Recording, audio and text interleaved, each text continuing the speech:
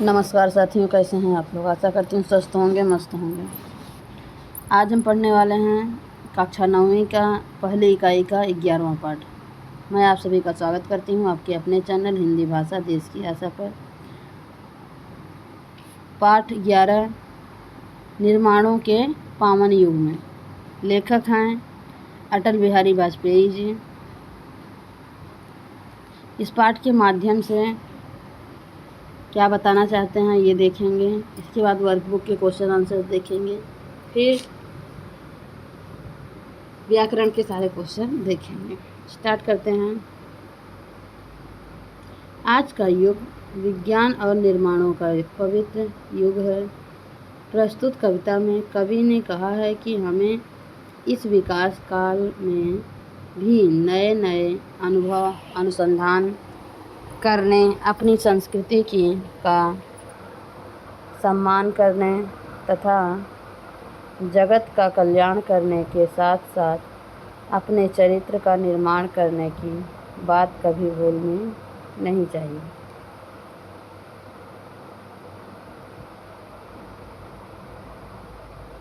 कविता का अर्थ देखेंगे। कविता आपके पास टेक्स्ट बुक रहेगी, उसमें कविता है। स्टार्ट करते हैं। कविता का सरल अर्थ।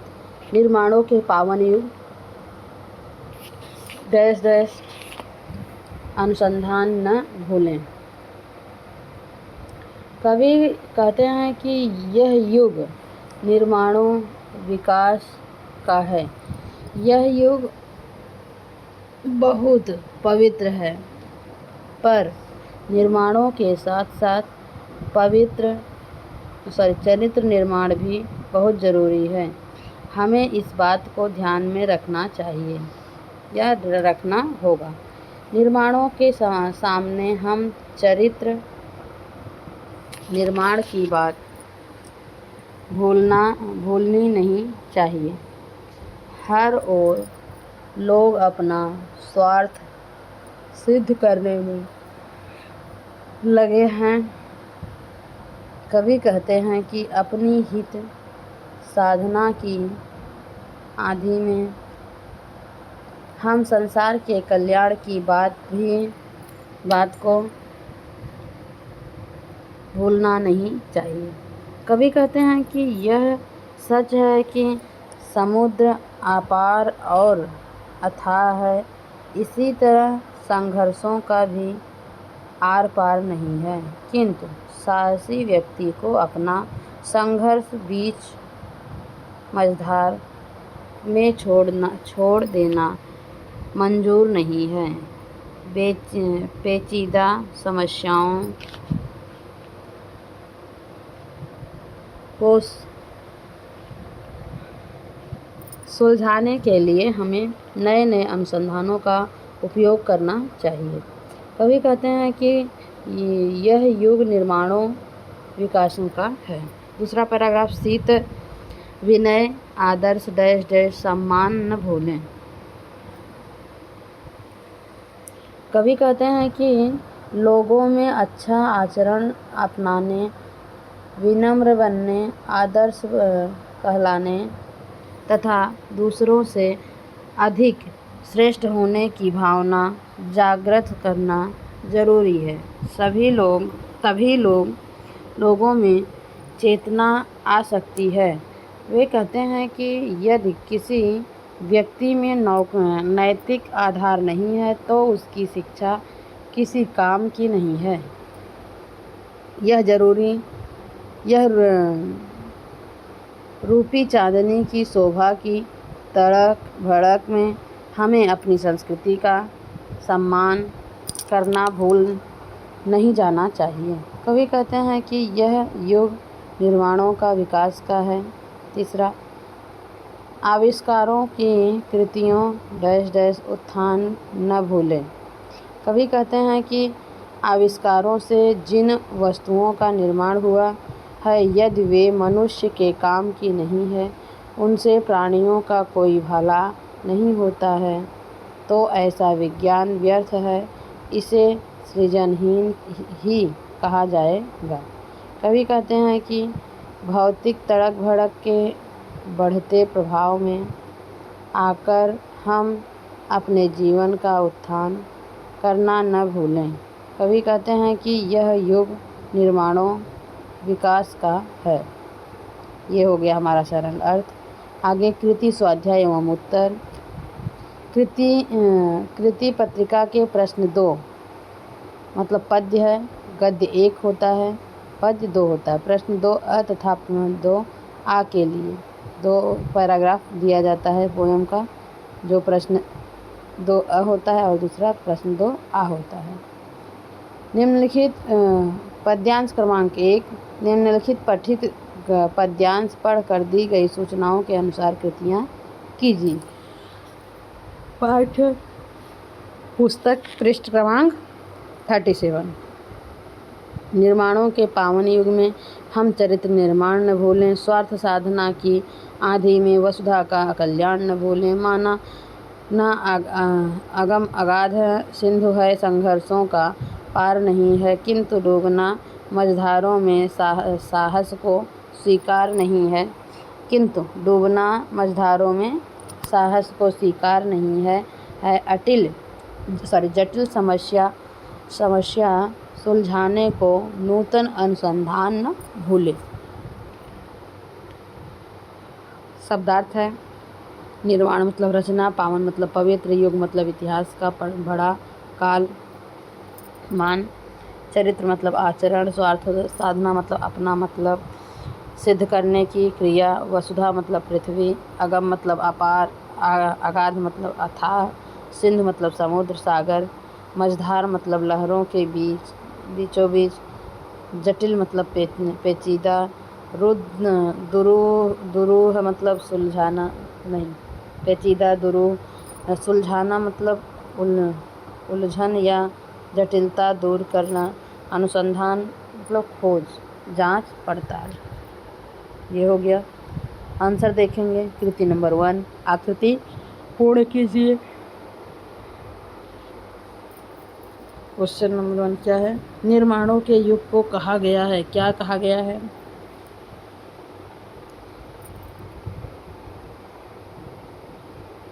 आंसर देखेंगे।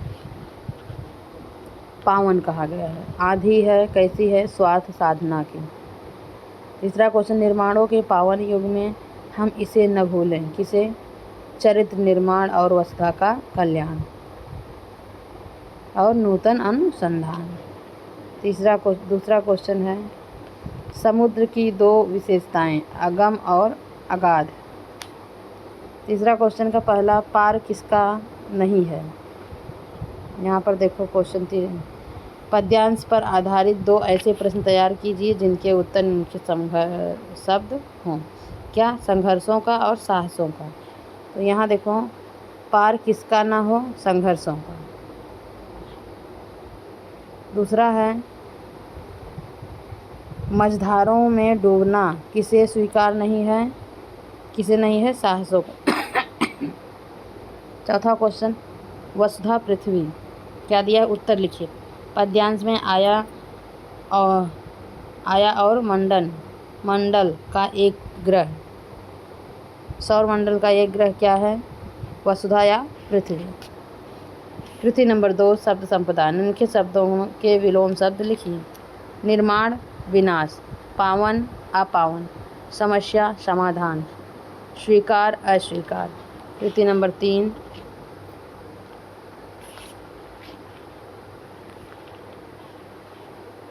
3 है सरल अर्थ। निम्नलिखित पद्यांश की प्रथम 2 पंक्तियों का सरल अर्थ 25 से 30 शब्दों में लिखिए। कवि कहते हैं कि यह युग निर्माणों विकासों का है। यह युग बहुत पवित्र है, पर निर्माणों के साथ साथ चरित्र निर्माण भी बहुत ज़रूरी है। हमें इस बात को ध्यान में रखना होगा। निर्माणों के सामने हमें चरित्र निर्माण की बात भूलनी नहीं चाहिए। हर ओर लोग अपना स्वार्थ सिद्ध करने में लगे हैं। कवि कहते हैं कि अपनी हित साधना की आंधी में हमें संसार के कल्याण की बात को भूलना नहीं चाहिए। पद्यांश नंबर 2, निम्नलिखित पठित पद्यांश पढ़कर दी गई सूचनाओं के अनुसार कृतियाँ कीजिए। पृष्ठ क्रमांक, पाठ्य पुस्तक पृष्ठ क्रमांक है 37। शील विनय आदर्श श्रेष्ठता तार बिना न झंकार नहीं है। शिक्षा क्या स्वर साध सकेगी यदि नैतिक आधार नहीं है। कीर्ति कौमुदी की गरिमा में संस्कृति का सम्मान न भूलें। निर्माणों का के पावन युग में हम चरित्र निर्माण न भूलें। स्वार्थ साधना की आंधी में वसुधा का कल्याण न भूलें। आविष्कारों की कृतियों में यदि पावन का मानव का प्यार नहीं है। सृजनहीन विज्ञान व्यर्थ है, प्राणी का उपकार नहीं है। भौतिकता के उत्थानों में जीवन का उत्थान न भूलें। शब्दार्थ है शील मिजाज चाल ढाल, शील मतलब मिजाज चाल ढाल। विनय मतलब नम्रता, आदर्श मतलब अनुकरणीय वस्तु, श्रेष्ठता मतलब उत्तमता, झंकार मतलब झनझन का स्वर, साधना मतलब यहाँ सिद्ध करना है, नैतिक मतलब नीति संबंधी कीर्ति, कीर्ति मतलब यश शोभा चमक, कौमुदी मतलब चांदनी, गरिमा मतलब महत्व, कीर्ति मतलब कोई अच्छा या बड़ा काम, सृजनहीन मतलब जिसमें सृजन न हो सके, भौतिकता मतलब संसारिकता, उत्थान मतलब उन्नति। कृति नंबर 1 आकलन। संजाल पूर्ण कीजिए।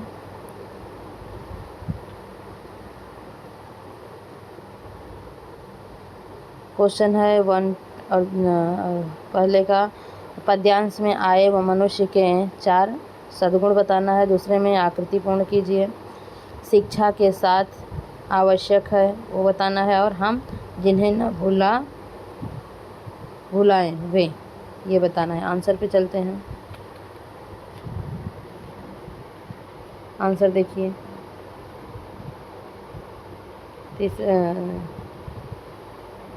तीसरा क्वेश्चन है पद्यांश पर आधारित 2 ऐसे प्रश्न बनाइए जिनके उत्तर निम्नलिखित शब्दों सृजनहीन और उपकार।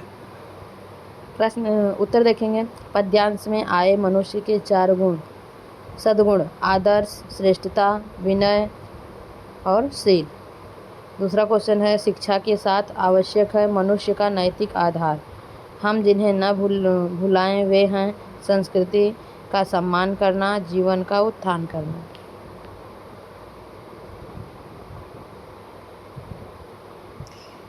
होना जरूरी है आविष्कारों में और विज्ञान में। आविष्कारों में मनुष्य का प्यार, विज्ञान में प्राणियों का उपकार। तीसरा क्वेश्चन कौन सा विज्ञान व्यर्थ है। दूसरा सृजनहीन विज्ञान से मनुष्य का क्या नहीं होता। ये आपके पास प्रश्न है, आप उत्तर उसका देख सकते हैं। जो शब्द दिया गया उसके प्रश्न बनाएं। कृति नंबर 2 शब्द संपदा। निम्नलिखित शब्द समूहों के लिए पद्यांश से उचित शब्द ढूंढकर लिखिए जिसमें से सृजन न हो सके। और दूसरा है भौतिक वस्तुओं से सुख प्राप्त करने की विचारधारा। पहले का उत्तर है जिससे सृजन न हो सके, सृजनहीन।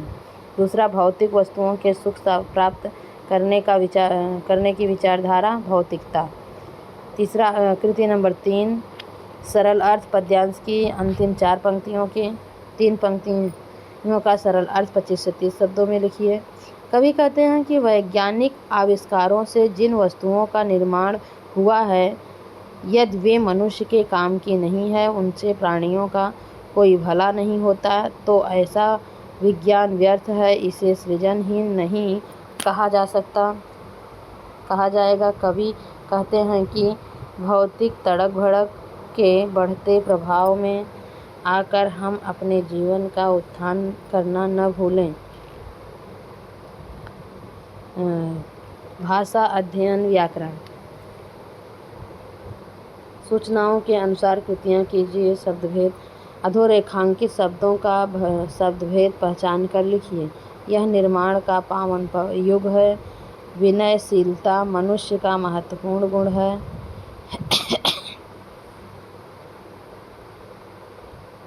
इसमें पहले में पावन और दूसरे में विनयशीलता। पावन है विशेषण और विनयशीलता है भाववाचक संज्ञा। विनयशीलता। अब यह देखेंगे, निम्नलिखित अव्ययों का अपने वाक्य में प्रयोग कीजिए। सामने ओह भी, तो सामने का वाक्य बनेगा, देखो, उसके घर के सामने कुआं है। दूसरा, ओह तो आप अब तक यहीं हैं। तीसरा, सुधा भी पढ़ने में तेज है। संधि प्रतिपूर्ण कीजिए। निसंदेह का संधि विच्छेद करना है और भेद बताना है। उल्लास, निसंदेह, निस धन संदेह बराबर निसंदेह। स्वर व्यंजन संधि है उल्लास, उत धन लास, ये भी व्यंजन संधि। पहले में आएगा विसर्ग संधि, निह धन संदेह आएगा। और दूसरा व्यंजन संधि। सहायक क्रिया, निम्नलिखित वाक्यों में सहायक क्रिया पहचान कर उनका मूल रूप लिखिए। विद्यार्थी अपना बस्ता उठा लाया, लाया लाना। दूसरा, वह कक्षा में प्रवेश नहीं कर पाया, पाया पाना। प्रेरणार्थक क्रिया, निम्नलिखित क्रियाओं का प्रथम प्रेरणार्थक और द्वितीय प्रेरणार्थक लिखना है। भूलना, भुलाना, भुलवाना। और दूसरा है पढ़ना, पढ़ाना, पढ़वाना। चमकना, चमकाना, चमकवाना। मुहावरे।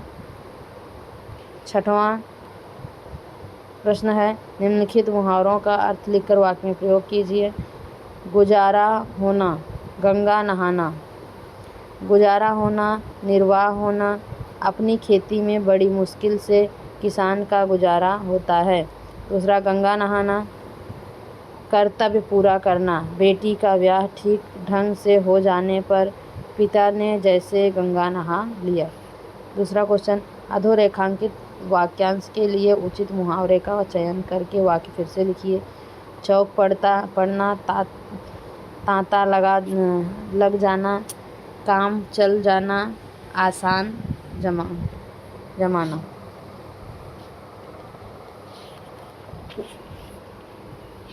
वाक्य है, सावन के महीने में मंदिरों में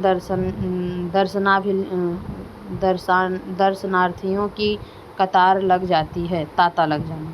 भगवान को भेंट चढ़ाने के बदले श्रद्धा से भी बात बन जाती है, काम चल जाना। भगवान को भेंट चढ़ाने के बदले श्रद्धा से भी काम चल जाता है। सातवां क्वेश्चन है, कारक। निम्नलिखित वाक्यों में प्रयुक्त कारक पहचान कर उनके भेद लिखिए। निर्माणों के पावन युग में हम चरित्र निर्माण न भूलें। दूसरा है, माना अगम अगाध सिंधु है, संघर्षों का पार नहीं है, किंतु डूबना मझधारों से में साहस को स्वीकार नहीं है। उत्तर देखो, युग में अधिकरण कारक, संघर्षों का संबंध कारक, साहस को कर्म कारक। आठवां क्वेश्चन, विराम चिन्ह। निम्नलिखित वाक्यों में यथास्थान उचित विराम चिन्ह का प्रयोग करके वाक्य फिर से लिखिए। भौतिक तड़क भड़क के चढ़ते प्रभाव में आकर हम अपने जीवन का उत्थान करना न भूलें। दूसरा, भौतिक तड़क भड़क के बढ़ते प्रभाव से में आकर हमने जीवन का उत्थान करना न भूलें। तो पहले में देखो, तड़क भड़क के बीच में डैश आएगा और लास्ट में पूर्ण विराम आएगा, एक ही है। 9वां क्वेश्चन है, काल परिवर्तन। निम्नलिखित वाक्यों का सूचना के अनुसार काल परिवर्तन कीजिए। पहला, रमेश पाठ याद करेगा, सामान्य वर्तमान काल बनाना है। दूसरा, विद्यार्थी पाठशाला जा रहे हैं, अपूर्ण भूतकाल बनाना है, जा रहे थे। नंदन बाजार जाता है, अपूर्ण वर्तमान काल बनाना है, जा रहा है। पहला देखो, रमेश पाठ याद करता है, सामान्य वर्तमान काल करता है। दूसरा, विद्यार्थी पाठशाला जा रहे थे। तीसरा, नंदन बाजार जा रहा है। 10वां वाक्य भेद। निम्नलिखित वाक्यों का रचना के आधार पर भेद पहचान कर लिखिए। यह युग बहुत पवित्र है, पर हम इसमें निर्माणों के साथ साथ चरित्र निर्माण भी जरूरी है। दूसरा, हमें संसार के कल्याण की बात भूलना नहीं चाहिए। तीसरा, वह कल कार्यालय नहीं जा सका क्योंकि उसकी तबीयत ठीक नहीं थी। पहला है संयुक्त वाक्य, दूसरा है सरल वाक्य, तीसरा है मिश्र वाक्य।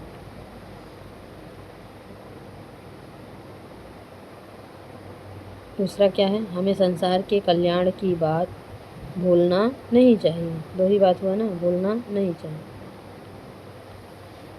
पहला, युग बहुत पवित्र है, पर इसमें निर्माण के साथ साथ चरित्र निर्माण भी नहीं भूलना चाहिए। चलो आगे चलते हैं।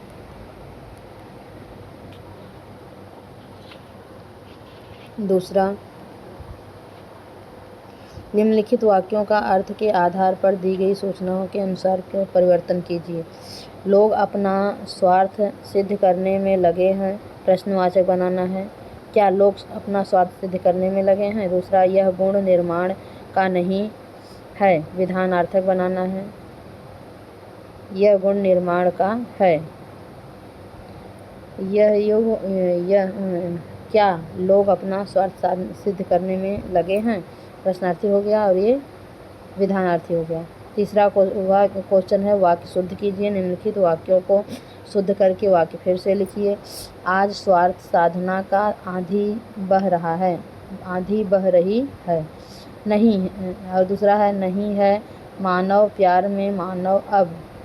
तीसरा, संघर्षों का कोई सीमा नहीं, संघर्षों की कोई सीमा नहीं। उत्तर देख लीजिए। आज स्वार्थ साधना की आंधी बह रही है। दूसरा, अब मानव में प्यार नहीं। तो ऊपर क्या था? अब नहीं है मानव प्यार में मानव अब। तो इसकी जगह आएगा अब मानव में प्यार नहीं है। पूरा चेंज करना है। तीसरा है संघर्षों की कोई सीमा नहीं है। का की जगह की और नई क्या है? सीमा नहीं है, नई की जगह नहीं। आगे क्वेश्चन देखेंगे। पाठ्य पुस्तक पृष्ठ क्रमांक 38 पे जो है पर्यावरण और मानव पर आधारित पथ नाट्य, नुक्कड़ नाट्य भी बोलते हैं, प्रस्तुत कीजिए। इसके बाद ये है संभाषणीय पाठ्य पुस्तक पृष्ठ क्रमांक पर स्वतंत्रोत्तर भारत के इतिहास के बारे में चर्चा कीजिए। 1960 से 80 का कालखंड, 1981 से 2000 का कालखंड, 2001 से अब तक का कालखंड। क्या करना है? इतिहास के बारे में चर्चा करनी है। ये देखो,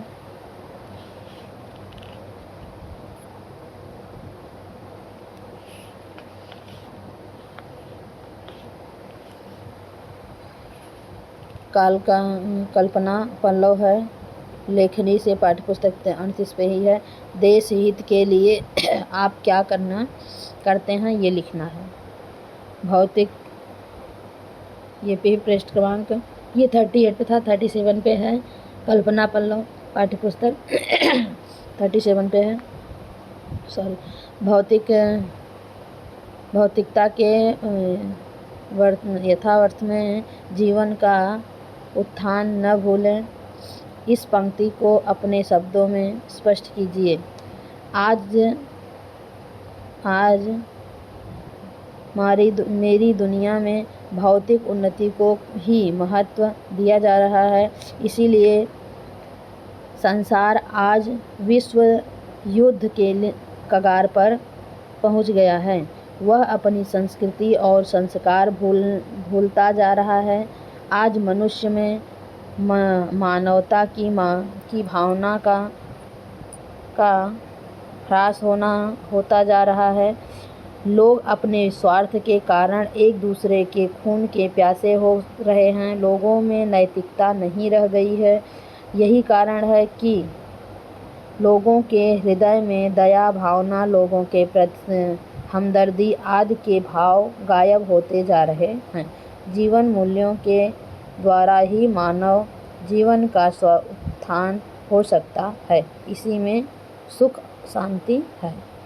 पाठ से आगे पाठ्य पुस्तक 38 पे पृष्ठ क्रमांक 38 पे स्वामी विवेकानंद जी की जीवन का अंश पढ़कर स्पष्ट टिप्पणी लिखिए।